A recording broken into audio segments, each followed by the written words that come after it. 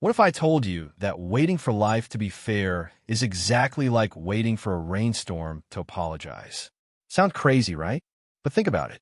When it rains on your parade, you don't stand there demanding an apology from the clouds. You grab an umbrella or you get wet. So why do you keep demanding fairness from life? Here's the thing.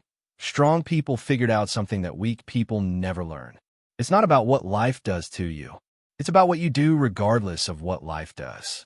And I'm going to show you exactly how they do it. Look, I get it. You've been told your whole life that if you work hard, if you're a good person, if you play by the rules, things will work out. That's garbage. And I'm not saying that to be mean. I'm saying it because believing that lie is what's keeping you stuck. Here's what we're going to do in the next 20-something minutes. I'm going to show you exactly why your need for fairness is making you weak, how to spot the thoughts that are sabotaging you, and most importantly, how to build the kind of strength where you don't need life to be fair anymore. This isn't positive thinking BS. This isn't just be grateful nonsense. This is practical, proven psychology that I've used with everyone from executives to athletes to regular people just trying to make it through the day. By the time we're done, you're going to understand why complaining about unfairness is the weakest move you can make and what strong people do instead. So let's start with the big one, the fairness trap. This is the belief that's destroying you, and you probably don't even know you have it. Here's what happens. You go through life with this assumption, this deep down belief, that life should be fair. That if you're good, good things should happen. That if you work hard, you should get rewarded. That people should treat you decently if you treat them decently. And when reality doesn't match that expectation, you lose your mind. You get angry. You get depressed. You feel betrayed. You sit around thinking, this isn't fair, this isn't right, this shouldn't be happening to me. And all that energy, all that mental power goes straight down the drain. Now, let me tell you something that might blow your mind. Fairness is a human invention. It's not a law of nature. The universe doesn't operate on fairness. It operates on cause and effect. A tree doesn't grow taller because it deserves more sunlight. It grows where conditions allow it. An animal doesn't survive because it's a good animal. It survives because it adapted or got lucky. Human beings created the concept of fairness for social cooperation. It's useful. I'm not saying fairness is bad. What I'm saying is we made the mistake of expecting the world to follow human rules. And the world doesn't care about your rules. Reality just is. Think about it. Does gravity care if you're a nice person before it makes you fall? Does cancer check your resume before it shows up? Does the economy ask if you deserve to lose your job? No.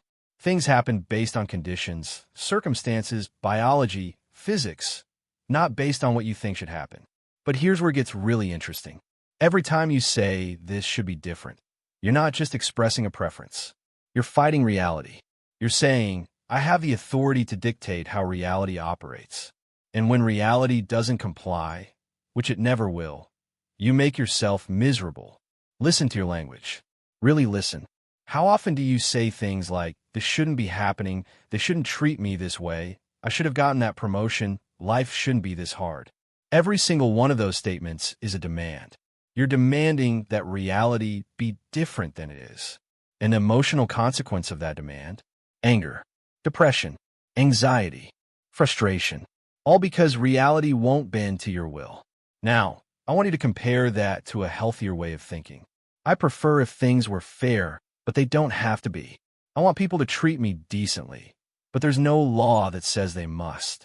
I'd like to get rewarded for my hard work, but I understand there's no guarantee. See the difference? The second way, you're expressing a preference. The first way, you're making a demand. And demands on reality create suffering. Let me give you a real example. I had a client once, brilliant guy, worked his ass off at his company for 10 years. Did everything right. Then they promoted some schmuck who was half as qualified. Just pure politics. Totally unfair. This guy came in my office, and he was a wreck. He couldn't sleep. He couldn't focus. He was obsessed with how unfair it was. And he was right. It was unfair. I didn't argue with that. But here's what I told him. Your anger about this isn't changing anything. The unfairness already happened. The question now is, what are you going to do? And he looked at me like I was crazy. He said, but Dr. Ellis, doesn't it bother you that this is unfair? And I said, sure, I don't like unfairness. But me being bothered doesn't make it less unfair. It just makes me bothered and the situation is still unfair. So now I've got two problems instead of one. That's what demanding fairness does. It takes a bad situation and makes it worse by adding your emotional disturbance on top of it. Now let's talk about the cost of this. Because demanding fairness isn't just annoying, it's expensive. You're paying a huge price for this belief. First, there's the mental energy. How much time are you spending being resentful? Complaining? Replaying the unfair situation in your head? That's energy you could be using to solve problems, build something, move forward. But instead, it's going to a black hole of resentment. Second, there's paralysis. When you're convinced things should be fair before you act, you don't act. You wait. You wait for the right conditions. You wait for people to recognize your value. You wait for the universe to balance the scales. And while you're waiting, life is passing you by. Third, you build a victim identity. You become someone that life happens to, instead of someone who makes things happen. And once you see yourself as a victim, you're screwed. Because victims don't have power. Victims just have complaints. And fourth, your relationships suffer. Because you're keeping score. You're tracking who owes you what. You're resentful when things aren't perfectly balanced. And people can feel that. They can feel you judging them, measuring them, resenting them. And they pull away. So what do strong people do differently? They accept unfairness as the baseline.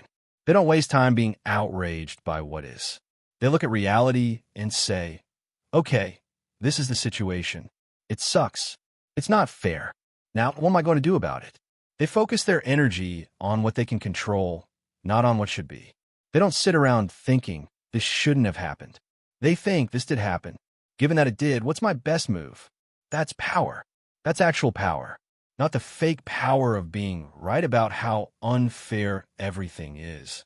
The real power of someone who can look at an unfair situation and still find a way forward. Now, you might be thinking, but Dr. Ellis, some things really are unfair. What am I supposed to do? Just accept everything? Become a doormat? Let people walk all over me? No, that's not what I'm saying at all. And this is important, so listen carefully. There's a huge difference between accepting that unfairness exists and being a doormat.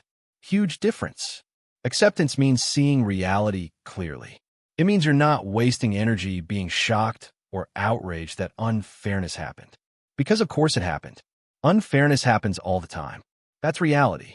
But accepting that reality doesn't mean you tolerate it. It doesn't mean you don't fight it. It doesn't mean you don't try to change it. It just means you're refusing to add emotional disturbance to an already difficult situation. Let me give you an example that might make this clearer. Think about the civil rights movement. You had people fighting against massive injustice, right? Huge unfairness, systemic racism, discrimination, violence. Now, the activists who were most effective, the ones who actually created change, they weren't the ones who were constantly shocked and outraged that racism still existed. They knew racism existed. They accepted that reality. And because they accepted it, they could focus their energy on strategy, on organizing, on action. Compare that to someone who spends all their time being outraged that racism exists at all, being shocked every single day that people could be so terrible. That person burns out. They're too emotionally exhausted to actually do anything. See, your feelings don't change facts. Being angry that something is unfair doesn't make it less unfair. Your indignation isn't a strategy. It's just emotional noise. Strong people feel the feeling. They acknowledge it. They say, yeah, this pisses me off. This is wrong. And then they ask, what's my move? What can I actually do here? Weak people stay stuck in the feeling. They think their outrage is somehow productive. They think complaining about it is the same as addressing it. And it's not. So here's the healthy response to unfairness. You say, I don't like this. It's unfair. I wish it were different. Now, what can I do to change it or cope with it? That's it. Simple. Not easy, but simple. The unhealthy response? This shouldn't be happening. I can't stand this. This is awful. This is terrible. People must treat me better. The world must be fair. You see the difference? The first response channels energy into problem solving. The second response creates emotional disturbance that prevents action. I had a client years ago who lost a huge amount of money in a business deal. His partner screwed him over. Completely unfair. Legally questionable. The whole thing was a mess. This guy could have spent years in litigation. Could have made himself sick with resentment. Could have let the bitterness eat him alive. And you know what he did instead? He took about 2 weeks to be pissed off. Really felt it. Got angry. Got sad. Grieved the loss. And then he said, okay, that happened. I can't change it. What I can do is learn from it and build something new. And within 6 months, he'd started a new business. Better contracts this time. Better partners. Better boundaries. 5 years later, he was doing better than he ever did with the original business. And the guy who screwed him over?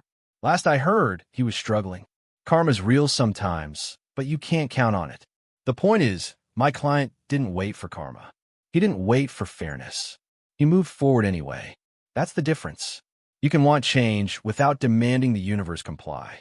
You can fight for justice without demanding that justice must exist. You can protect yourself without demanding that people must treat you well. It's strategic action versus emotional reaction. And strategic action wins every single time. Now, let me show you something practical. Because I'm betting right now, your brain is full of these irrational beliefs about fairness, and you don't even know it. So I'm going to teach you how to spot them. I call this the ABC model. It's simple. A is the activating event, something that happens. B is your belief about what happened. C is the consequence, your emotional and behavioral response. Most people think a cause is C. They think the event causes their feelings. But that's wrong. It's B that causes C. Your belief about the event is what creates your emotional response. Let me show you. Let's say you get cut off in traffic. That's A, the activating event. Now, what do you feel? Road rage, right? Anger. You want to chase the guy down and give him a piece of your mind. But here's the question. Did getting cut off cause your anger? No, because if it did, everyone who gets cut off would have the exact same reaction. But they don't. Some people barely notice. Some people assume the other driver had an emergency. Some people just move on with their day. So what's the difference? The difference is B, the belief. If your belief is this driver shouldn't have done that, he must respect me, this is terrible, people have to drive better, then you get rage. If your belief is that was inconsiderate, but people drive poorly sometimes, no big deal, then you feel mild annoyance at worst. Same event, different belief, different emotion. This is huge because it means you have way more control than you think. The event isn't making you miserable.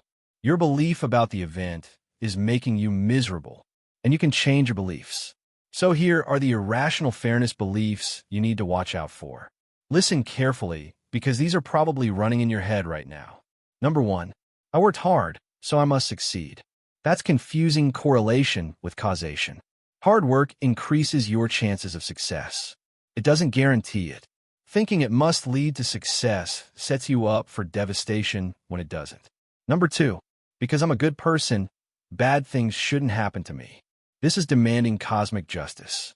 It's the belief that the universe is keeping score. And it's just not true. Good people get cancer. Bad people win a lottery. That's reality. Number 3, other people must treat me fairly.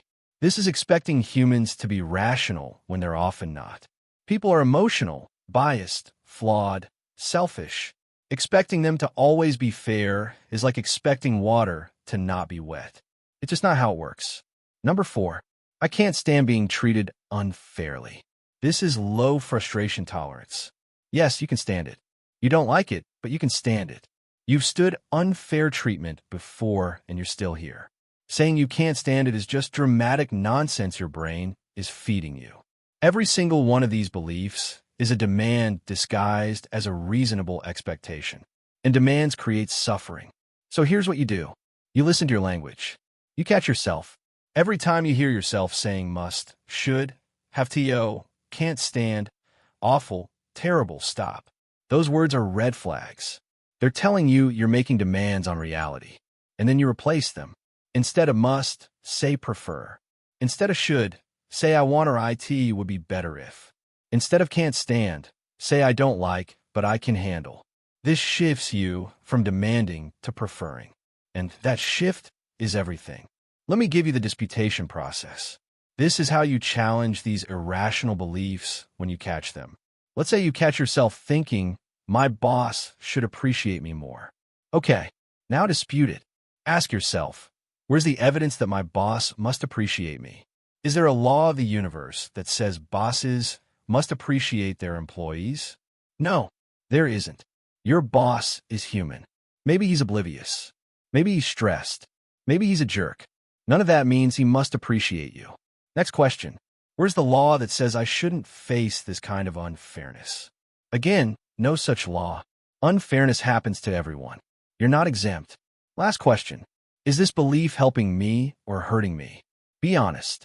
Does believing your boss must appreciate you make you feel better or worse? Does it motivate you or paralyze you? The honest answer? It makes you miserable. It makes you resentful. It keeps you stuck in a job you hate because you're waiting for him to change. And he's probably not going to change. So what's the rational alternative? I prefer my boss to appreciate me. It would be nice. It would make work more enjoyable. But there's no law that says he has to. Given that he doesn't, what are my options? Can I talk to him about it? Can I document my wins for a promotion? Can I look for a different job where I'll be valued? Those are productive questions. See how different that is. The first way, you're stuck. The second way, you're taking action. Now, here's something that's going to blow your mind. Once you stop needing life to be fair, something incredible happens. You actually become stronger, way stronger. And it all comes down to what I call unconditional self-acceptance. This is the foundation. This is what makes you unshakable. Here's the idea. Your worth as a human being has nothing to do with what you achieve. It has nothing to do with how people treat you. It has nothing to do with whether life is fair to you. You are worthwhile simply because you're alive and human. Period. End of story. Now, this isn't feel-good nonsense. This is logic. Think about it. If your worth depended on your achievements, then you were worthless as a baby. You hadn't achieved anything yet. But that's absurd, right? Babies have worth. They're valuable. So your worth can't be dependent on achievement. It's inherent. You have it just by existing. Same thing with how people treat you. If your worth depended on how others treated you, then someone treating you poorly would make you worthless. But that doesn't make sense either. Their behavior says something about them, not about your fundamental value. Here's another way to look at it. You're too complex to rate globally. You have thousands of traits. Some good, some bad, most neutral. You take thousands of actions in your life. Some successful, some failures, most somewhere in between. Trying to give yourself one overall rating, saying I'm good or I'm bad or I'm a failure, is impossible. It's like trying to rate the average quality of all molecules in the universe. It's meaningless. You can rate your behaviors. You can say, that was a good decision, that was a bad choice, that action helped me, that one hurt me. That's useful. That helps you improve. But rating your entire self? Pointless, harmful, irrational. So here's what this means in practice. When something unfair happens, when someone treats you poorly, when you get rejected, when you fail, it doesn't touch your core worth. It just doesn't. If someone treats you unfairly, they're just treating you unfairly. That's it. That says something about them and the situation. It doesn't say anything about your fundamental value as a person. You could dislike it. You can work to change it. You can remove yourself from the situation. But you don't have to add this layer of, and this means I'm inadequate. And this means I'm not good enough. And this means I'm worthless. Strong people think, that sucked, what's my move? Weak people think, that proves I'm not worthy. Let me tell you a story. I got rejected from multiple PhD programs early in my career. Good programs where I was absolutely qualified. And some of the people who got in, less qualified than me. It was unfair. It was frustrating. But I didn't sit around thinking, this means I'm not smart enough. This means I'm a failure. I thought, this is annoying, but it doesn't define me. I kept applying. I kept working. Eventually I got in, built my career, developed REBT, helped thousands of people. If I'd made my worth dependent on those acceptances, I'd have been devastated. I'd have quit. But I had unconditional self-acceptance. My worth wasn't up for debate. And that's the freedom I want for you. When you accept yourself unconditionally, you're not dependent on fairness anymore. You can fail and still be okay. You can be rejected and still be okay. You can be treated unfairly and still be okay. This doesn't mean you like these things. It means they don't destroy you. And here's the paradox. Once you stop needing fairness, you actually become better at creating fairness. For yourself and for others. Because when you're not emotionally devastated by every unfair thing that happens, you can think clearly. You can strategize. You can move from being reactive to being proactive. Weak position. Life should give me fairness. This makes you dependent. You're waiting. You're hoping. You're at the mercy of circumstances. Strong position. I'll create better conditions for myself. This makes you powerful. You're not waiting for the world to change. You're changing your relationship with the world. You negotiate better deals because you're not desperate.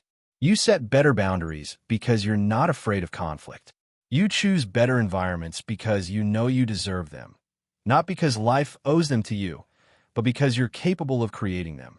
You're not scattered, fighting every little slight. You're focused. You pick your battles strategically. You choose which unfairnesses are worth fighting and which ones are worth walking away from. I had a client who was in a job where she was consistently undervalued, underpaid, overworked, disrespected. Classic unfair situation. She could have stayed there for years, complaining about how unfair it was, demanding that they appreciate her. And she would have been right. They should have appreciated her.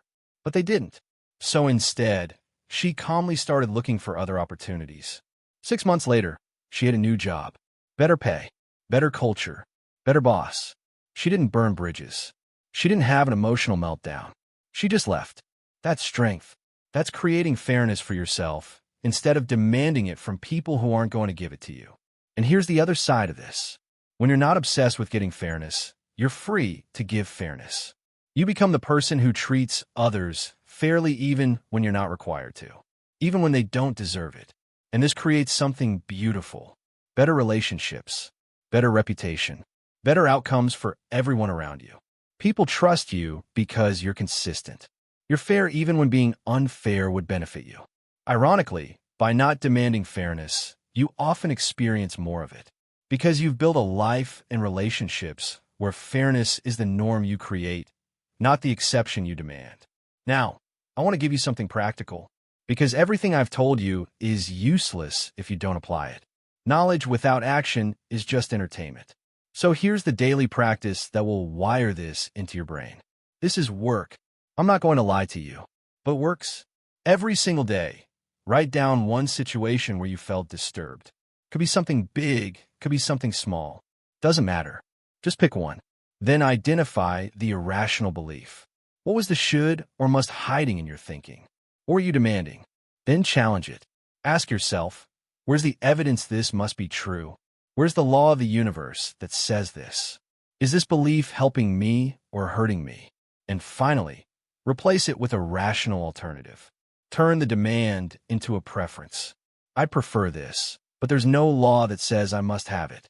Write this out. Don't just think it. Writing forces clarity. Do this every single day, and I promise you, within a month, you'll start catching these thoughts automatically. Your brain will start challenging them without you even trying. Second practice, rational emotive imagery. This is powerful. Imagine an unfair situation vividly. Really picture it. Let yourself feel the disturbed emotion fully. If it's anger, feel the anger. If it's anxiety, feel the anxiety. Don't run from it. Now, keep the same situation in your mind. Don't change the facts, but practice feeling healthily negative instead of unhealthily negative. Instead of rage, feel annoyance. Instead of depression, feel sadness. Instead of anxiety, feel concern. The situation didn't change. Your belief about what it means changed. Practice this daily for situations you're facing or situations you're worried about. Third practice, and this one's my favorite, shame-attacking exercises. Do something mildly embarrassing on purpose. Ask a silly question in public. Wear mismatched socks. Call out the wrong floor in an elevator. Something small but uncomfortable. The point isn't to humiliate yourself. The point is to practice accepting that it's not awful or terrible. It's just uncomfortable. You can handle it. People's reactions, fair or unfair, can't destroy you. This builds frustration tolerance. It reduces your demands for perfect treatment from others. You learn viscerally in your body that you can handle people thinking poorly of you. You can handle mild embarrassment. It's not the end of the world. I used to do this all the time when I was developing REBT. I do things that made me uncomfortable on purpose just to prove to myself nothing terrible would happen.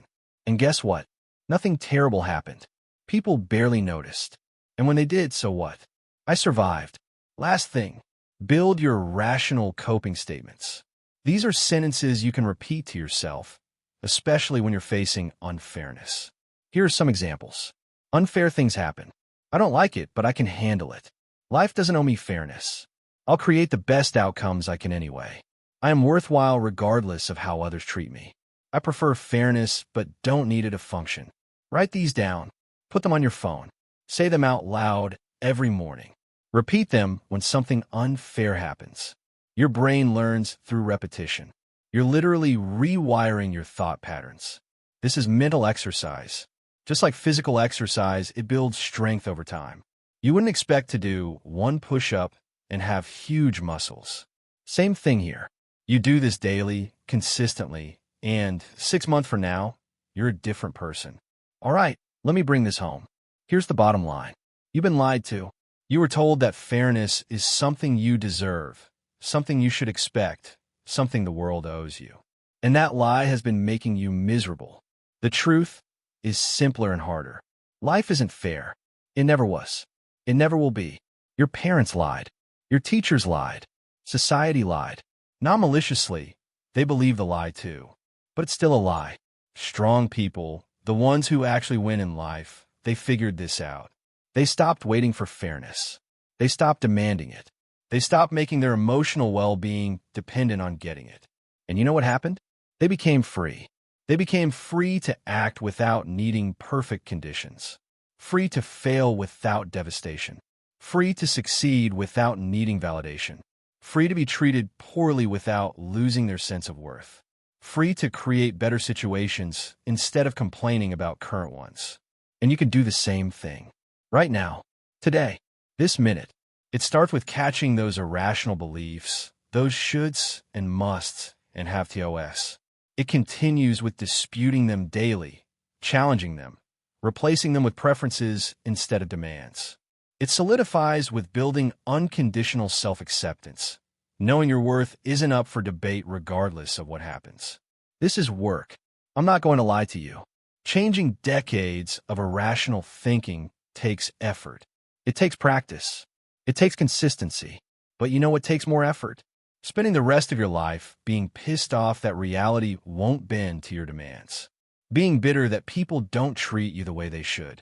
Being stuck because conditions aren't perfect. That's exhausting. That's a prison. So here's my challenge to you. For the next week, every single time you catch yourself saying or thinking this should be different or this isn't fair, stop. Just stop. Write it down. Challenge it. Replace it. Do that consistently, and I promise you, you'll start to feel something you haven't felt in a long time. Power. Real power. Not the fake power of being right about how unfair things are. The actual power of someone who doesn't need conditions to be perfect to move forward. You'll feel lighter, freer, stronger, because you're not carrying around all that resentment and demand anymore. You're just dealing with reality as it is and making the best of it. And that's what strong people do. They don't wait for life to be fair. They live powerfully regardless. Now, if you found this helpful, I've got something else for you. Because once you stop needing life to be fair, the next question becomes, how do you actually deal with difficult people who are being unfair? Your boss who takes credit for your work. Your family member who manipulates you. The friend who always takes but never gives. These people exist, and acceptance doesn't mean you have to tolerate them. I break down exactly how to handle unfair people without losing your mind in my next video. The tactics, the language, the boundaries you need. How to protect yourself without becoming bitter. How to stand up for yourself without demanding they change. Click that video right now. Because you've got the foundation, you understand why demanding fairness makes you weak. Now let me show you the practical strategies for dealing with unfair people in your life. I'll see you there.